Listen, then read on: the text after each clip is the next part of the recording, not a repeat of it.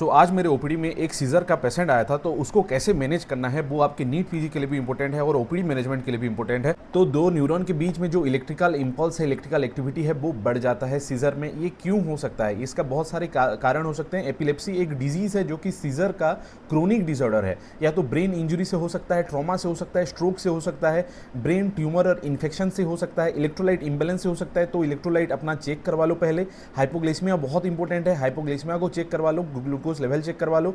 Then alcohol drug withdrawal का history है वो पूछ लो। देन हाई फीवर तो नहीं है वो देख लो। देन हम आ जाते हैं अर्ली स्टेटस एपिलेप्टिकस, यानी कि 5 से 10 मिनट तक अगर है तो check airway, breathing, circulation and vitals. Then give IV access, glucose को चेक करिए, कंप्लीट ब्लड काउंट और बायोकेमिकल टेस्ट करवा लीजिए। अल्कोहल रिलेटेड साइड इफेक्ट नहीं है वो आपको देखना है। अगर ये है register IV thiamine 100 mg followed by dextrose, ठीक है, इसको आपको देखना है।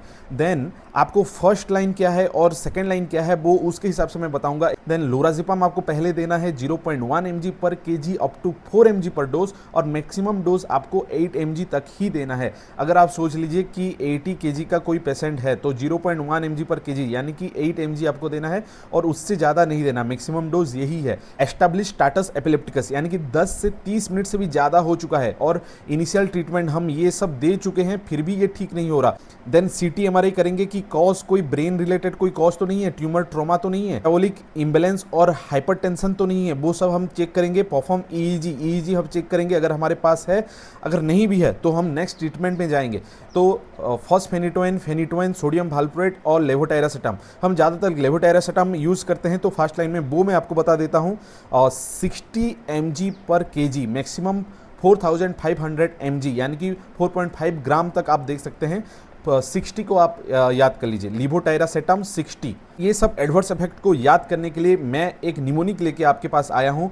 कार्बामेज़ापिन का साइड इफेक्ट देखने के लिए कार साइड आपको देखना है, यानी कि central nervous system related drowsiness, dizziness, ataxia, ये सब हो सकता है।